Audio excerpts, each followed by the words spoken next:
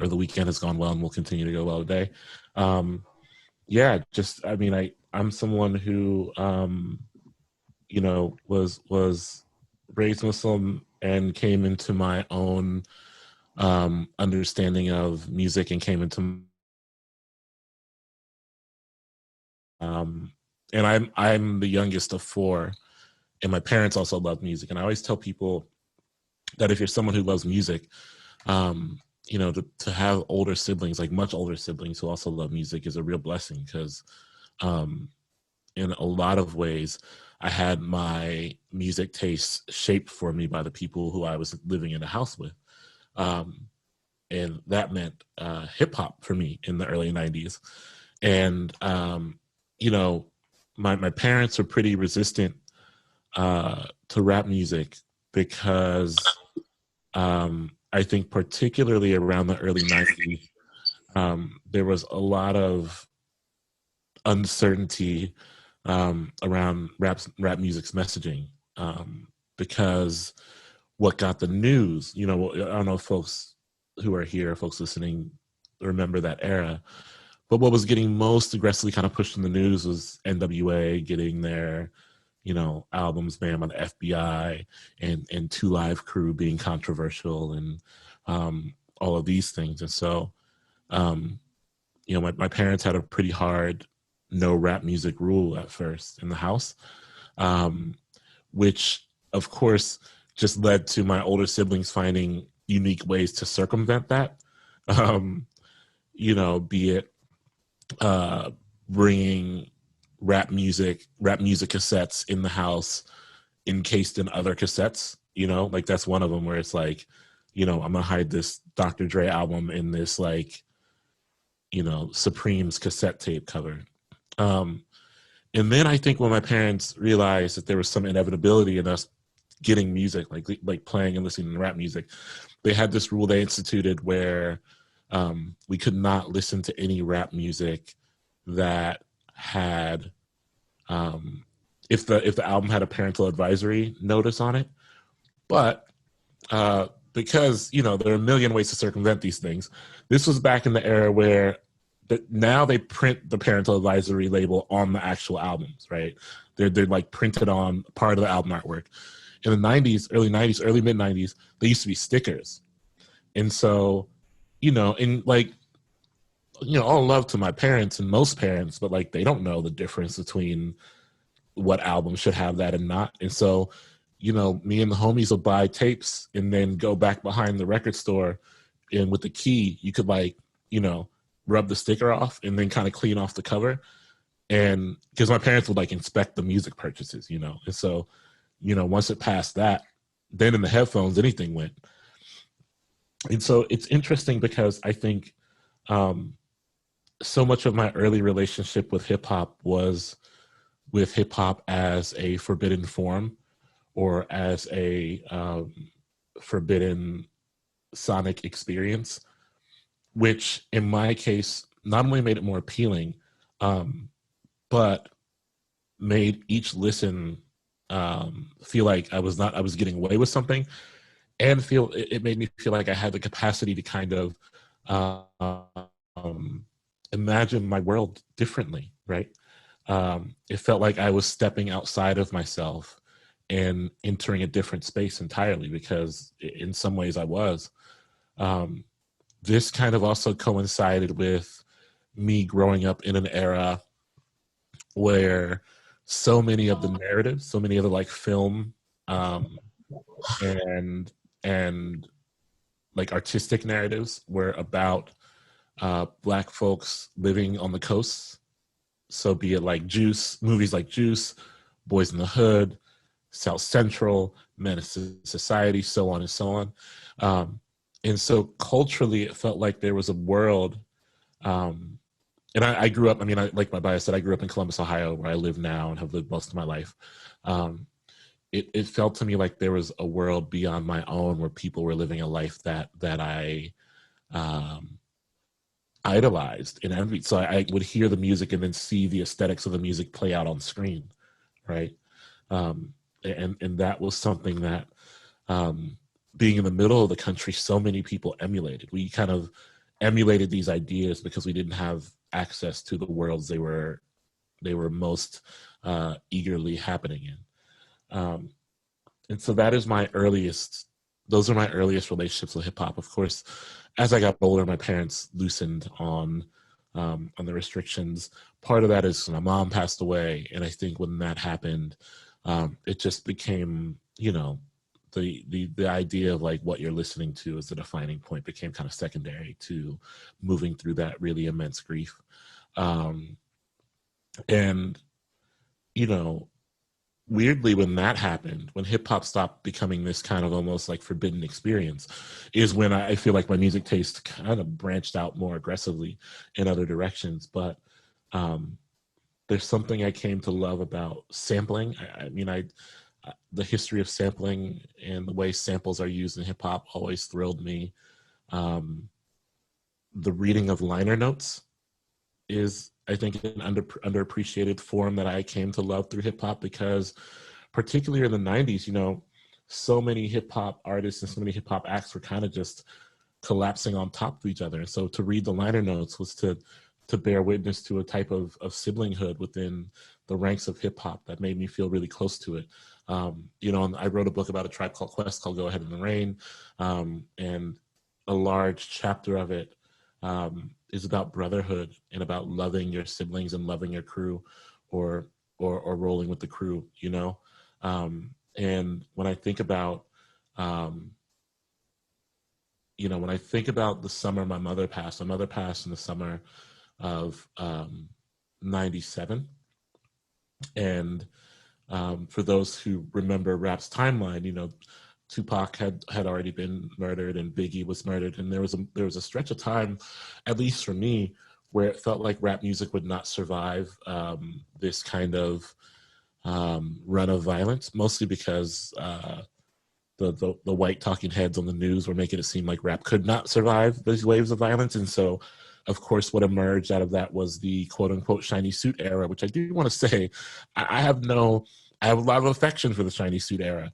Maybe not the music itself, but I mean, I do want to say that, you know, my mom passed away, and that summer of 97 to me was so rooted in like songs like More Money, More Problems, or, you know, in the shiny suit era, I want to say, like, even extended to artists who did not fit into that lane, trying to fit in that lane, like Mike Geronimo even had like a shiny suit song, you know?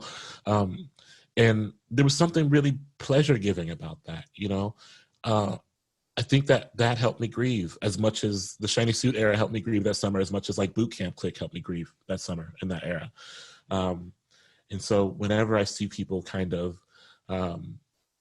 understandably dismissing quote unquote shiny suit rap, for me, it was a window out of my grief. And it was fun, and it was uplifting, and it was funny, you know? Looking back now, it was almost comical, you know? And I think there was a real affection. If we're talking about siblinghood and about loving one's siblings, there was a real performance of affection between someone like Puff Daddy and Mace that I really gravitated towards. There was a real inventiveness, and I'm not saying she was among the shiny suit era, but I'm saying there was a real inventiveness in someone like Missy Elliott, who I really gravitated towards. And I think I owe hip hop more than any other genre for helping me build a way not only out of my own grief, but also helping me build an understanding of how to love my people, perhaps. And I say my people and mean, you know, the other Muslims at, you know, during Jummah prayer, who I would like slide mixtapes to, you know what I mean? Which was a real thing in my neighborhood, because, you know, coming up where I came up, most of the Muslims had parents who were not down with them listening to rap either. And so the whole move was, you know, sliding to the masjid and having like a tape in your pocket in exchanging, you know what I mean? Exchanging tapes with folks. Because that was the only way, in some ways, that was the only way to get new stuff kind of seamlessly, you know? And no one I knew was listening to the same stuff I was listening to. That is, I don't know where folks grew up at, but the thing I always tell people is growing up in the Midwest as a rap fan was so interesting because there was no coastal allegiance. And so my family is East Coast based. My parents are from New York. My older siblings are from New York. I'm not. But so I grew up in a house where New York rap was kind of the thing. But when the wave of West Coast rap hit, there were folks here who were on that, and who like hit me to stuff that I wasn't checking for. Chicago too. I think about Chicago hip hop. Common when he was Common Sense, and in early Twista when he was Tongue Twister, like these kind of stuff that we had relationships with because we were trading tapes off in the mosque, and so I cannot in some ways separate my ideas about faith and siblinghood and affection from the thanks I feel for like how many Muslims put me on to rap that I didn't have access to, or that, the ways that we put each other on through this almost underground chain of illicit listening. I think about that all the time, and where those folks are now, what they're listening to. But yeah, I mean, I wanted to leave a ton of time for questions, so I don't want to ramble too much, but I think a lot now about how I try to be generous, with a thing that I get asked all the time is how I feel about rap music now. And I get what people are asking. They're asking how I feel about mainstream rap music now. They're always asking like, well, how do you feel about Lil Baby? Or how do you feel about, it's always like a Lil or how do you feel about one of them? And I'm a generous listener.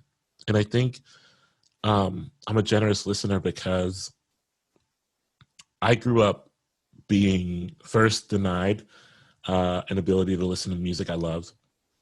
And then secondly, I grew up being told the music I loved was stupid or foolish or wrong. And I really don't want to replicate that for young folks. I don't want to be a person who tells someone that what they're listening to is not what they should be listening to if it's life-giving to them for some reason. And so I try to meet these artists where they're at, which doesn't mean I love every single new rap artist, but it means that I try to approach listening with generosity, which allows for me to kind of meet some of these artists where they're at and not, come to them trying to make them like Rakim, or trying to make like every artist KRS-One. It's just not going to happen. And I think with that generosity, I feel like a better listener, and I feel like it has prolonged my relationship with hip hop music, which is one of the best relationships I've had in my life, which has pulled me back from the brink many times, and which has given me a better understanding of the political, social, emotional world I wish to inhabit. So that is my yeah, I don't know. Sorry for the long preamble. That's my long preamble. Okay, cool. Thank you so much for that. I guess we'll switch into a question answer segment, and this can be really informal. So for the audience, you can feel free to just unmute yourself and ask your question directly. Or if you're more comfortable, you can drop a line in the chat and then I will read it out. So I guess we'll begin now if anyone has a question.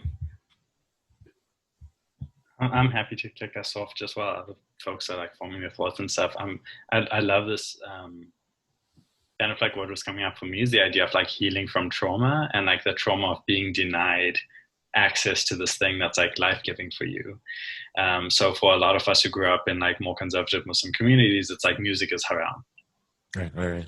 And that idea, and like within, as you kind of like figure out your own path through it, there's still that piece of you that's like that guilt that comes with it, that like, oh, am I doing haram? Am I like, so what was your kind of like path of perhaps healing from that trauma that you experienced, if there was something that was distinctive? Yeah, I mean, I do think it was sharing music with other young Muslims who were also trying to work their way through that. Because, yeah, I mean, there was a lot of shame for me. I didn't get to revel in the discovery, the excitement of discovery when it comes to music that I still really rely on now didn't really happen for me in that way. One thing I'll always remember is like the day The Chronic came out. I was very young. And I remember skipping my lunch period at school to go listen to it on headphones. And it was hard for me to even be aware that I was listening to like a groundbreaking album, because I felt so much shame. Not even about the skipping of the lunch, just I couldn't stop thinking, well, what will my family think of this, right? But I also think I made peace with this because as I got older and began to just see how my parents operated around music, my parents had a vast music collection: jazz, soul, funk, rock music. It was just all there. And so I began to realize that it wasn't music that my family was attempting to keep me from. It was a single genre of music. And that allowed me to feel less shame around the concept of consuming and feeling pleasure consuming music, and to really take put a stake in the ground and say, perhaps this is an act of rebellion, but not an act of rebellion in the name of anything other than the fact that I am listening to a genre of music my parents would rather not have me listen to. Okay, I've just gotten some questions privately in the chat, so I'll just read them out. So it says, one of our favorite essays is the one you wrote about fasting and Ramadan. Can you talk about that a little? How is it different for you this year? Do non-Muslim friends of yours want to talk to you about it? Yeah, I mean, that never changes in some way. The latter part of that, the non-Muslim friends. Although as I got older, some of my dearest friends are Muslim, and so that balances it out. But it's funny, and I'm sure some folks here can relate. When it comes to like non-Muslim folks, it's wild that when it comes to Ramadan, I still get some of the same questions I got in like elementary school, where it's like, not even water, or like, it's like some of the same stuff that I was getting asked when I was like a kid, the one thing I always try to remind non-Muslim folks is that the not consuming food is just a really small, not small, but it's a fraction of the practice, right? And when I try to immerse myself and I try to do it holistically, and the hardest part isn't not eating or drinking, particularly because, for me, I've done it so long that it just doesn't, you hit like day 5 and it just doesn't even register anymore for me. The hardest part is doing the work within, particularly my desire to be more patient, more caring, more gentle, not as short with people, to lean into the traits of mine that feel like they are bowing towards gratitude and not towards selfishness. That's what I think is more difficult than not eating or drinking.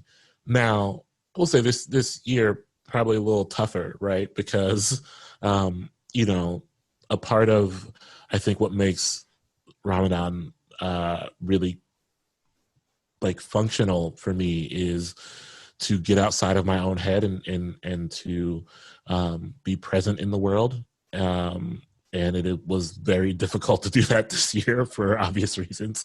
And so there was like nowhere to go but inside my own head. And that was a little tougher. But yeah, I mean, there are many ways that my faith practice is flawed.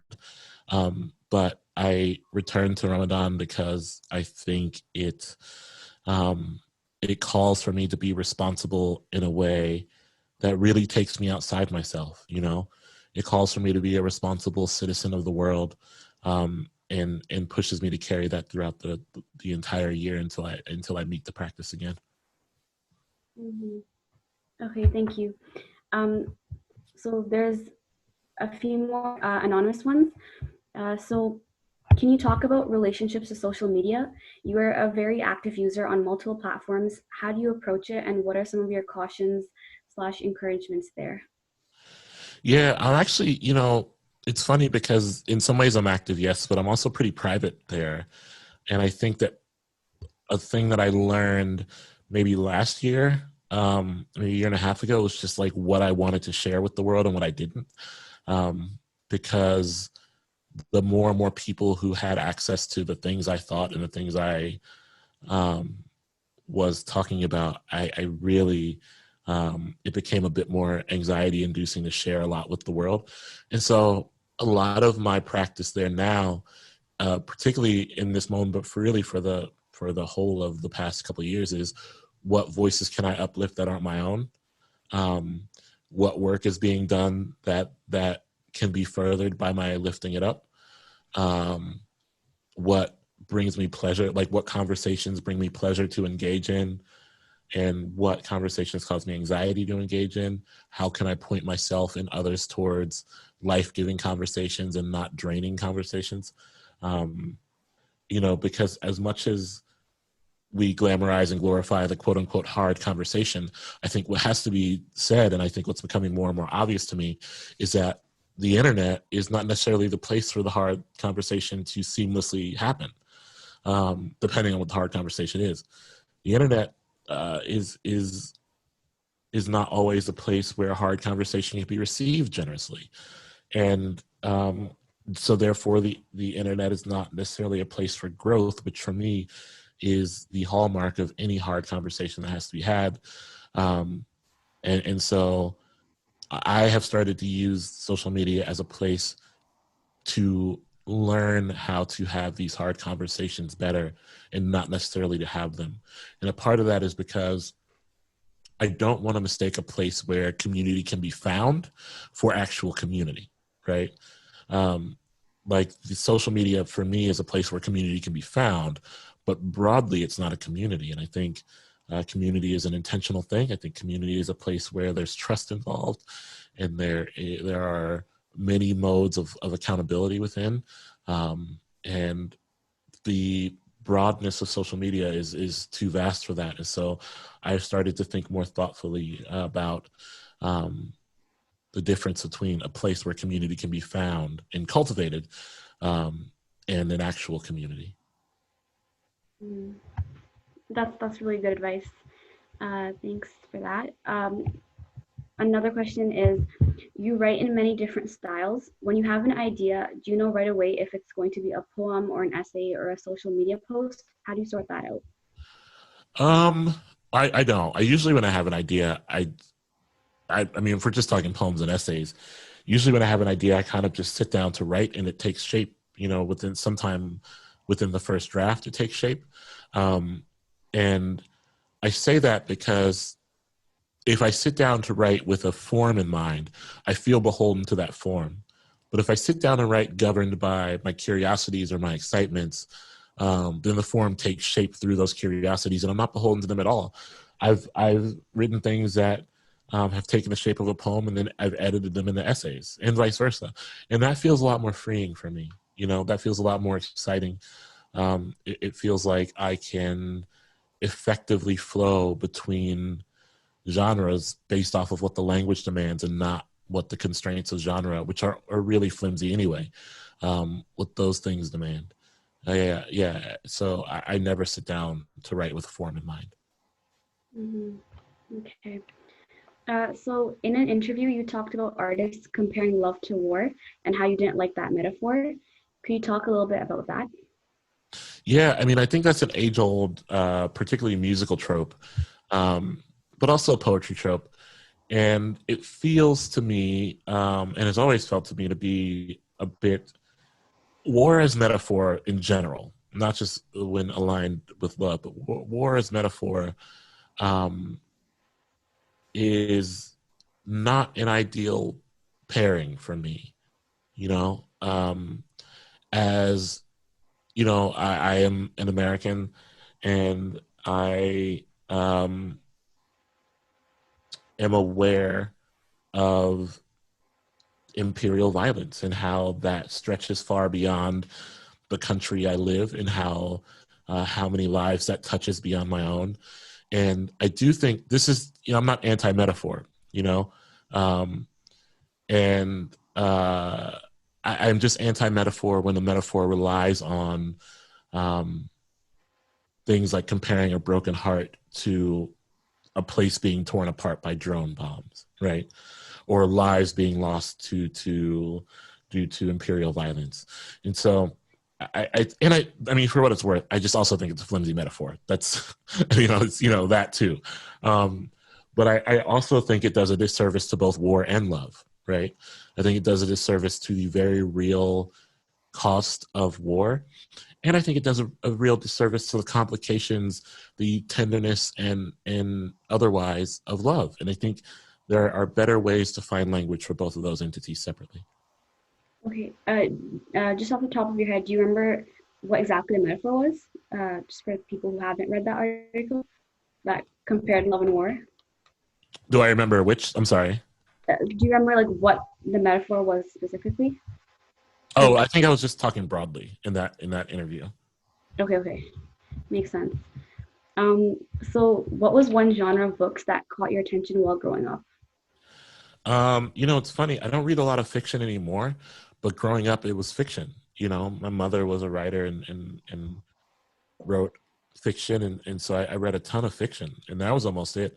I like a series too. I was like a lot of young adults now and in my era. I loved like a fantasy series. I loved like a historical fantasy series, and so novels and young adult and adult novels were kind of what I centered my reading practice on. Which is why, now I mostly only read poetry and nonfiction, not because I don't like fiction. It's just harder for me to find a practice that works. Though I'm still searching for that. Okay, another private question. Have you observed or shared topical or emotional themes in your Muslim practice and poetry practice? Sorry, I don't get the question. I'm sorry. I guess, have you observed emotional themes in your Muslim practice and poetry practice? Maybe if this person wants to elaborate. Yeah, can I elaborate? Sorry. Yeah, and while that's happening, I'll just go to a public question. This is from Adin in the chat. She's asking, this event was organized by a group of young people. Do you have any advice for any young people who are beginning to create art? Yeah, I do. And I say this because I feel like I started creating too late. An important thing that I always say is to find your people and find your community, whatever that looks like. Find the people who are creating the work that you are creating alongside you. People always talk about mentorship and the importance of mentorship. But the thing I want to uplift and say is that I think for a lot of young artists, your mentors are your peers. You all are within an immensely gifted generation. You are more than capable of leaning on each other, not just to do the work, but to do the uplifting of each other's work. So that's one. Two, don't limit yourselves to any genre or any quote unquote lane. Don't feel like you have to master one thing. If you are a music maker who also writes poems, you are doing both of those things effectively. If you are a visual artist who also dances, you are find a way for your practices to intersect and don't silo them. Don't separate them if you can do that. Also, don't, a big thing that I talk about now is productivity and our relationship with productivity and time, which is rooted, I think, in, so attempt to divest from the capitalist notion of productivity and time, right? Take your time to produce, and also understand that when you do produce, you do not have to always produce for public consumption, right? You can produce for yourself, you can produce for your direct peers, you can produce to achieve a level of freedom that brings you closer to whatever your artistic mission is. You don't always have to produce facing outward.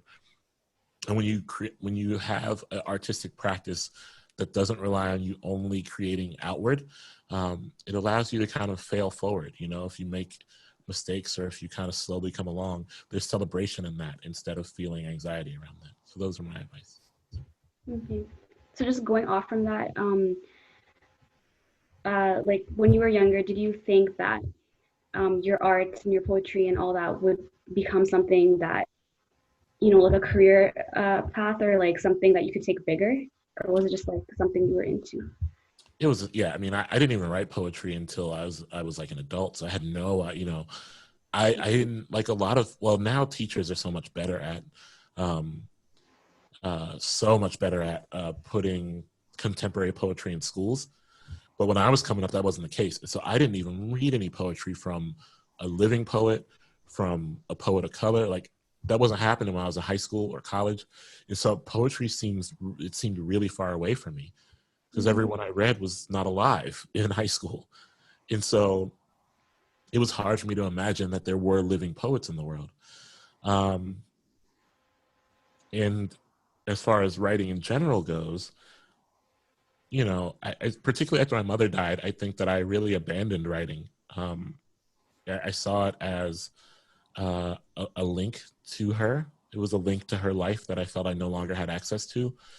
And to even start to write, or to even bring myself to the page, meant that I was effectively working from a place of absence, or I was working from a wound. And so until that healed, I didn't feel like I could write. And so when I was a kid, I did not at all imagine a life as a writer, because to write was to revisit and reopen this wound. And it seemed easier to just abandon the work in general, in which I was content doing for a very long time. And so I did not think about myself as a writer again until I was in my very early 20s. And even then, I did not imagine that my writing would go anywhere. It's just something that I loved doing again. I did it again. I started doing it again, and it felt really freeing. And that's kind of where it began. But I never thought I would be in a situation like this, where I'm, talking to brilliant young artists about, making things. That just never seemed like a realistic thing for me. Which, I mean, I guess, another thing that I would say to young artists is that whatever you imagine for yourself, be sure that there are 5 to 7 other things you would be okay with doing. Okay. So was there like sorry, just like going off this topic, but was there like a moment, or like an incident, or just a time where you knew, or you were sure? Well, I think that so I started writing poetry around 2011, and I don't have a degree in it. I didn't study it. I was kind of self-taught. But around 2013, it started to feel like poetry was coming a little easier for me. And that, I think, is when I felt, okay, maybe I can become a poet. Like maybe I can align myself with poetry and poets and this work that I love, that I've started to love. Which let me backtrack a minute. When I said have other things you're okay with doing, I don't mean like, if you want to be a writer, be like, I'm okay being an investment banker. I'm saying that find many avenues for your art to live, even if it is not in the image that you are crafting, right? Like, if you were like, I want to be a 2-time best-selling author, that's a very specific goal, but would you also be all right teaching writing to incarcerated folks, right? Would you also be all right running youth workshops and selling less books, but being fulfilled in other ways, that your art, seeing your art live in the world as many ways as possible, which has been important for me. It's been important for me, and it's been important for me because I am doing the work I want to do, and I'm excited about doing, like this, or like some of the workshop teaching I do. All of that fulfills me in a way that does not rely on any traditional notions of quote unquote success. So that's what I meant. I didn't mean like give up on your dreams and become stockbrokers or whatever. Yeah, that makes sense. So question from Matt in the chat. He says, do you hang out with, or have you ever, with Q-Tip or Ali Shaheed Muhammad? If you have not, how cool would you be? I have not hung out with them. I've had small conversations with both. And they were very generous and very kind about the book. And I'm large admirers of their work, particularly Ali Shahid Muhammad. Like his post-tribe work has been really important to me. His work with Adrian Young is really incredible. But I don't think we've ever hung out. I mean, I think that it would be really cool, but also, I'm an anxious person and I get very nervous very easily. So I would probably be ridiculous in that setting. Mm-hmm. Cool. Sorry, it's kind of hard to manage all these questions, but you're doing great. Thank you. Okay, so another one, reading is often thought of as a passive act, but the word practice makes it sound very active. Could you expand on that idea, and do you listening to music as a practice as well? Oh yeah, absolutely. To the latter thing. I say practice because for me, reading does feel very active, and I have to be very actively engaged in the reading. Otherwise, I'm not saying that it should feel like work, but the way my life is and the way my schedule is, if I didn't think about reading as something, the reminder of reading as something that brings me excitement, then it would fall by the wayside. It's the same as like, I don't know where people live or what's been going on there, but here where I live, there have been a lot of uprisings and a lot of protests, and I've been kind of out, and a big thing I've been having to tell people is you got to remember to eat. Like even eating, consuming food and drinking water is a practice when you're out, because you can't be, once the adrenaline takes over, you can forget to eat, you can forget to drink. And so even the consumption of sustenance is a practice if you're depending on the mode you're in. And so I think about reading in the same way, think about music listening in the same way. I can get so caught up in like responding to emails or whatever, and I'll forget to like have something on in the background, even though music gives me great joy, right? And so when I say practice, it just means bringing joy back to the forefront of everything else that attempts to take it away. And when I think, and I came up playing sports. I'm an athlete by nature, and so I think routine and ritual are really important. And some of the ways that I haven't been able to unspool my athletic nature is by thinking about reading as a practice, writing as a practice, some days eating lunch as a practice, and remembering that I exist to do more than just work and produce things, and that I also exist to kind of find my pleasure in the place I find my pleasure. So yeah, I don't think you have to word it as that, of course, but I think I do for my own sake. So would you say like doing things that fulfill us and like bring us joy, like we have to remind ourselves to do those things, whereas like things like our responsibilities like work, that's like first thing on our mind? Yeah, which I think that's a good bit of advice to young artists too, is that like there'll become a point, if you're not there already, where the responsibilities of your life will kind of consume all of the things that all the like small joys you maybe took for granted at one point. And I think just reminding yourself to still immerse yourself in that is vital, and to not feel guilt or not feel, this is what I was talking about with production too, like the cultivation of joy is also production. And the cultivation of your pleasures is also production, because as artists, as writers, as thinkers, we're all like, I am like 6 to 7 other things before I'm a writer. And in order for me to effectively write, I have to check all those boxes first. I have to be a good sibling. I have to be a good friend. I have to be a good like pet owner. I have to be all these things. And I have to cultivate pleasure around those things before I can sit down to create.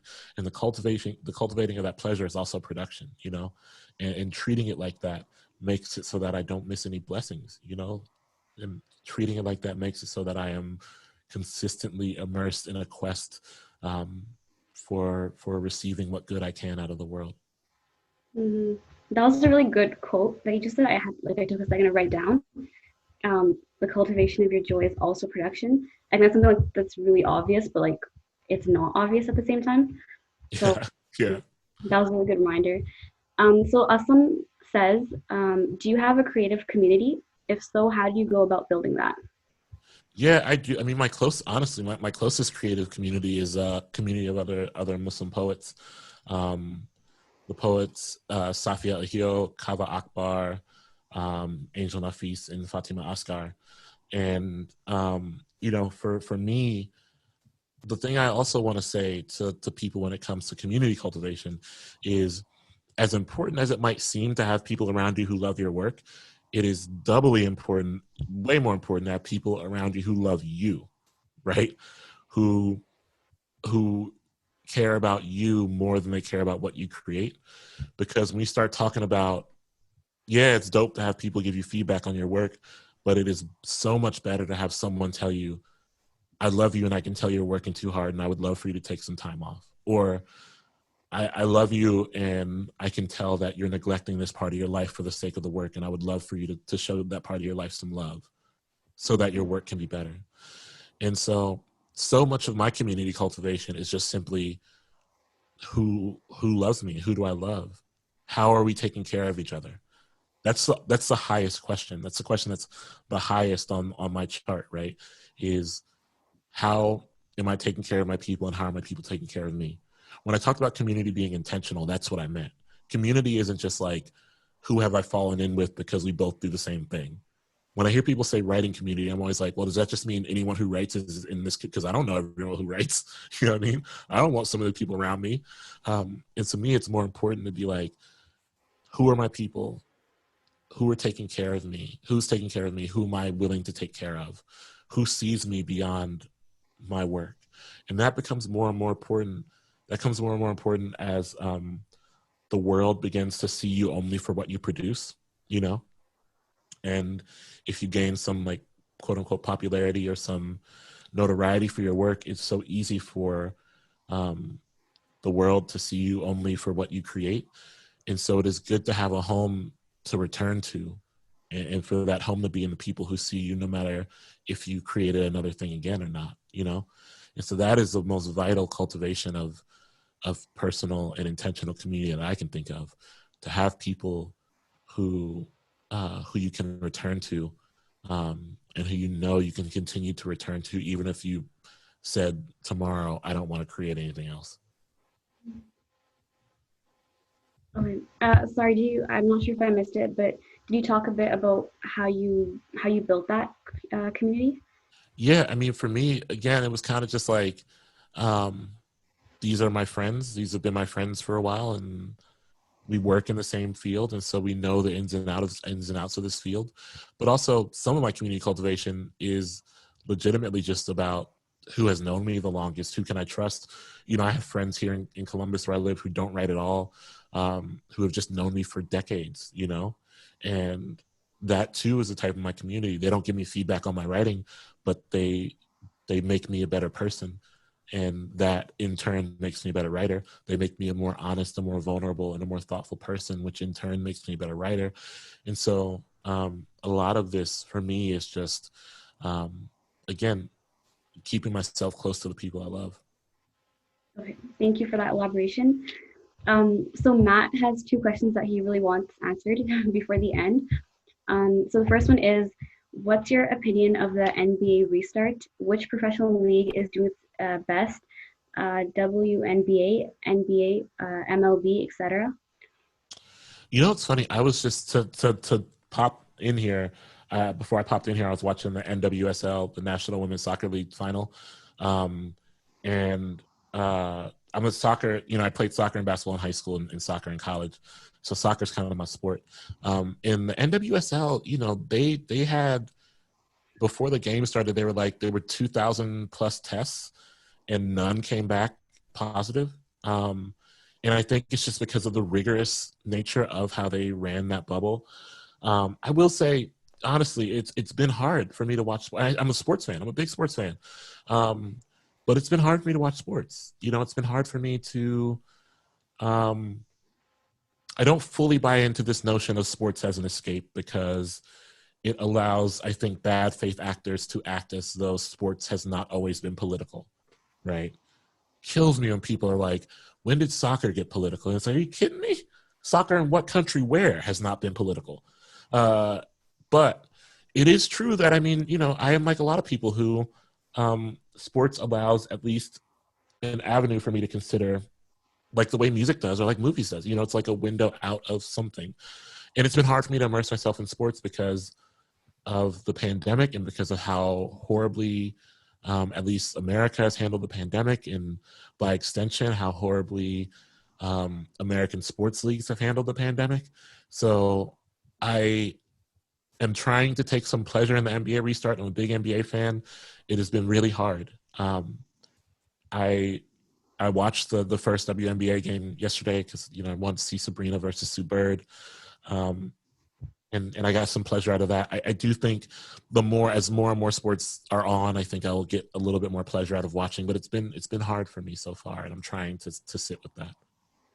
Okay, thank you. I just want to give a quick reminder that there's 5 minutes left, but there's like a ton of questions, so maybe we can go through them. Yeah, let's hit it. Yeah, a bit quicker. So the second one from Matt is, who's your favorite Blue Jacket? Is it Carly Rae Jepsen?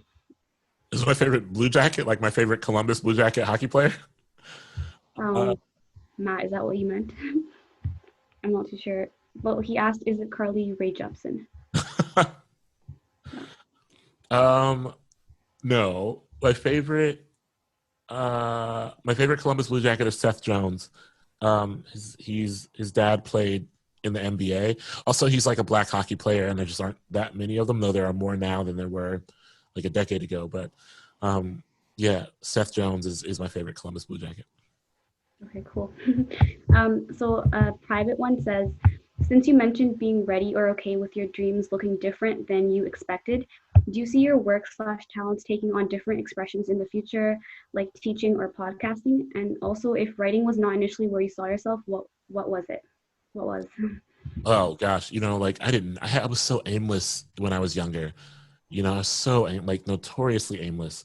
When I went to college, I majored in marketing only because that's what everyone on the soccer team was doing. You know, like first day of practice, I was like, "What are y'all majored in?" And everyone said marketing, so I said, "I'll do that."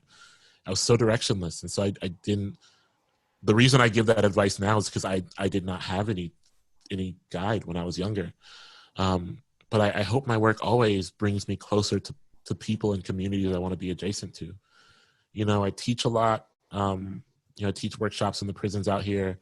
I teach workshops in the schools on the east side where I grew up. I want to follow. I want to be clear and say I feel really blessed. You know, alhamdulillah, my work has taken me many places, and allowed for me to kind of chart my own path.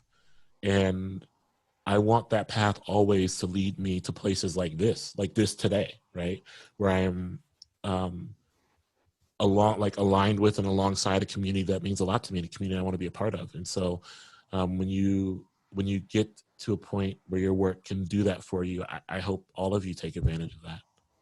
Podcasting, I don't know. We'll see. I don't know about that one. Okay.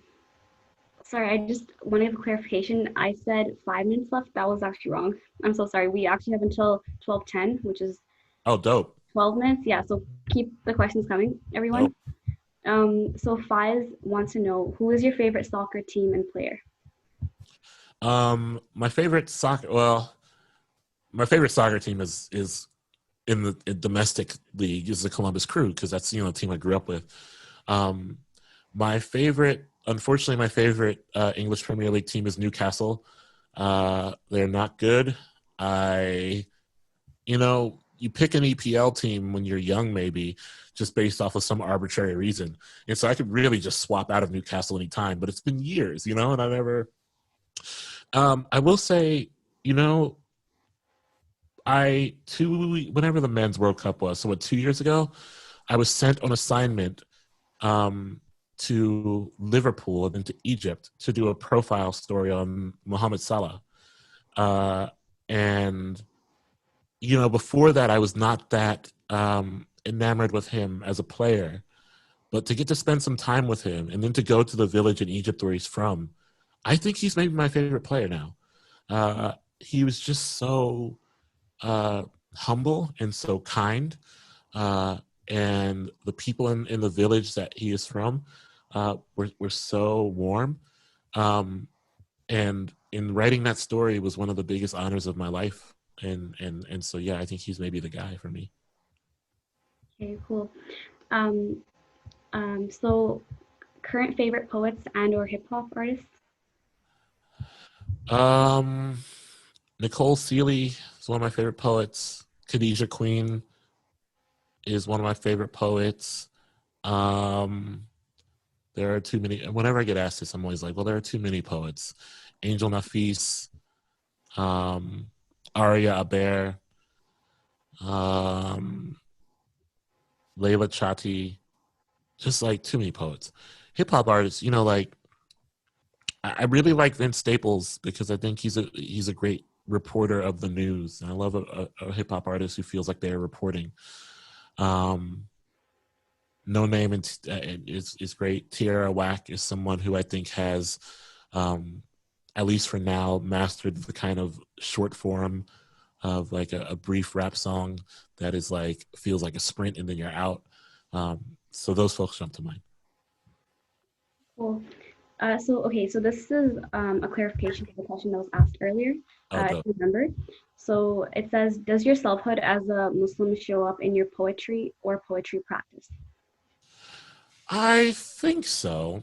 You know, the one thing I'll say is that I think the way that my faith most shows up in my work is in ritual, regimen, and discipline. You know, I think for those who were raised Muslim, some of us know how regimented that life can be, or how much discipline is required to move through that life, particularly at a young age when discipline is almost counterintuitive to some of our behaviors. But you know, what I most see in my life is that I'm so regimented and so, you know, so many of my writing peers are like, well, how do you get so much done? I can't do it. Like, how do you? And I'm like, oh, it's because you like, maybe we grew up a different way, you know, we grew up so differently that, you know, my ability to kind of discipline myself, I think is very much rooted in my religious upbringing, bringing my faith. And I think that shows up the most aggressively in my writing practice.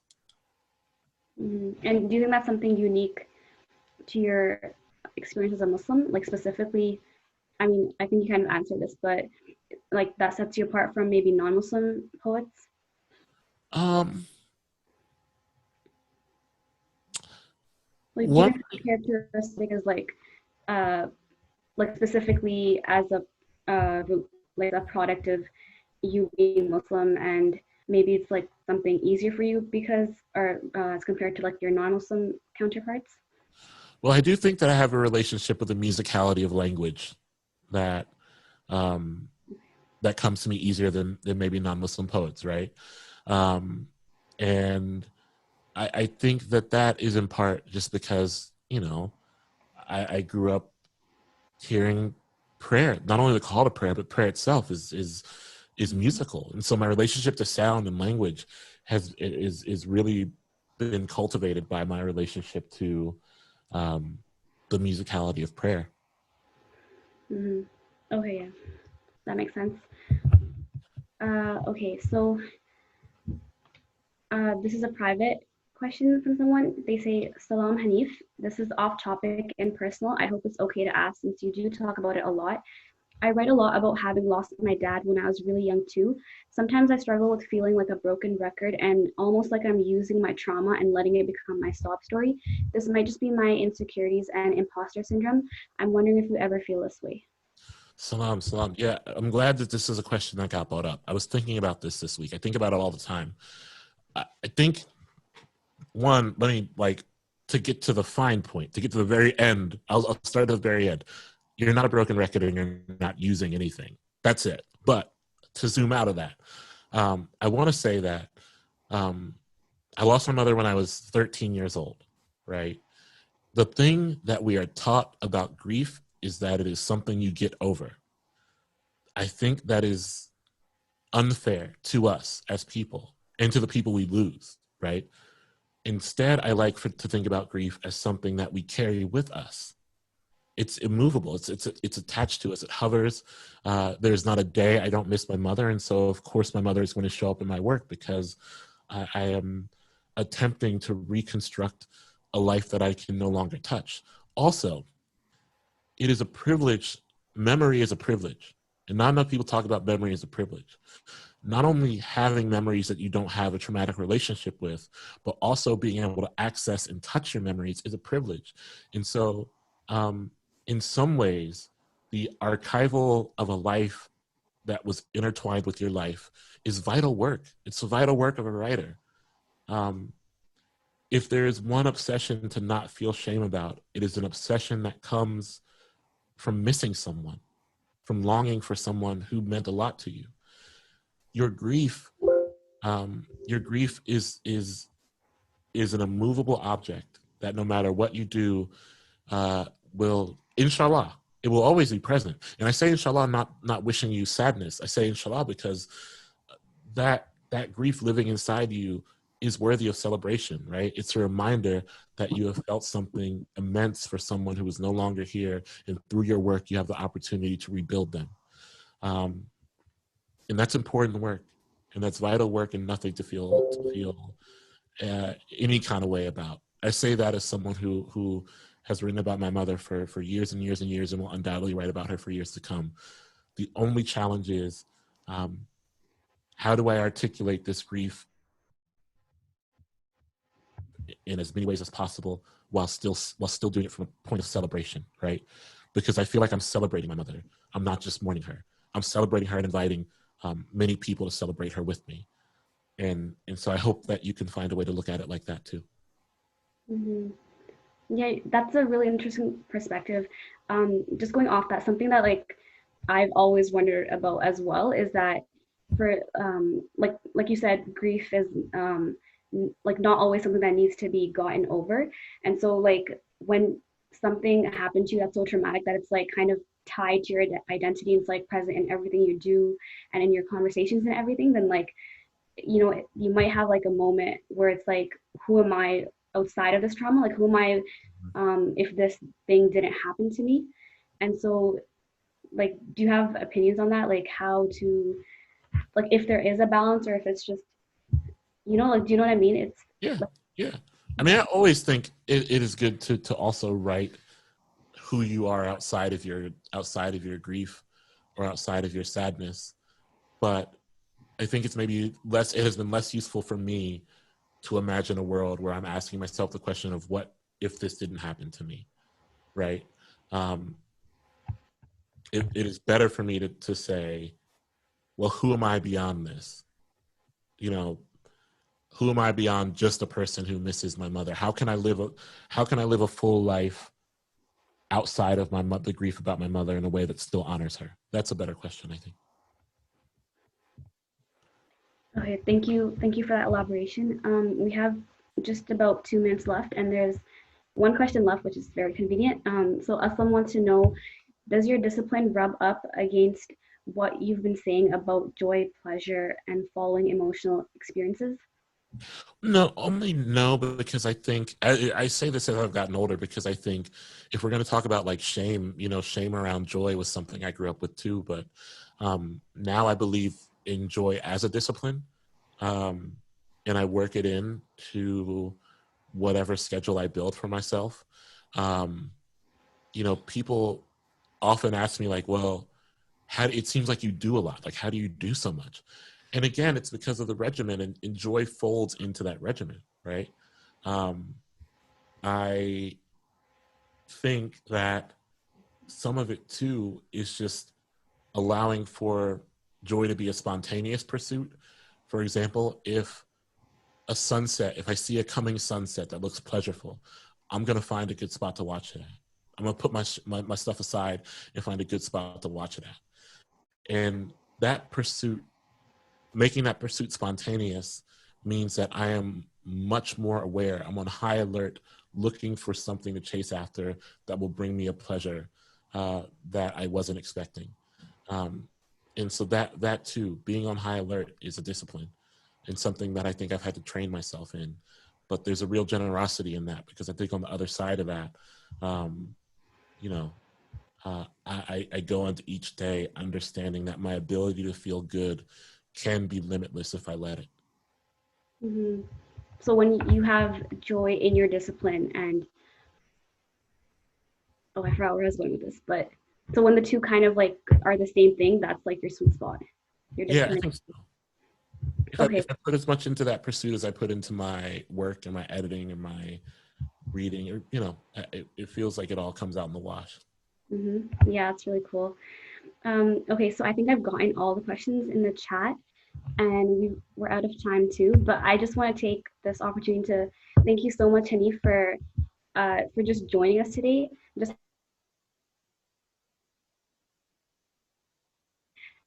fans in Salt State, and so we were really excited when we heard that you'd be joining us today, and like just this laid back, conversation Yeah. is just like really special. So thank you so much. Well, thank y'all. This was beautiful. This was beautiful, and I'm really thankful for the work y'all do. So please keep it up, and I appreciate y'all a great deal. Thank you.